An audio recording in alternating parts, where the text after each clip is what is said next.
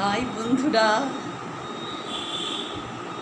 এই প্রচণ্ড গরমে সবাই সর্দি আর কাশিতে ভুগছো, তাই তো?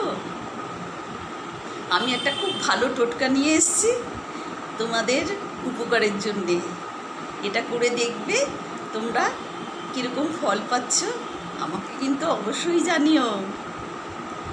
সর্দির হাত থেকে রক্ষা পেতে 1 গ্লাস ঈষদুষ্ণ গরম জলে 1 চামচ লেবু দিয়ে যদি খাও তাহলে দেখবে যে সর্দি কমে গেছে। এটা প্রতিদিন রাত্রিবেলায় করে দেখো, খুব উপকার পাবে। আর যারা কাশিতে ভুগছো তারা 1 চামচ লেবুর রসে মধু দিয়ে চেটে চেটে খেলে কাশি সেরে যাবে।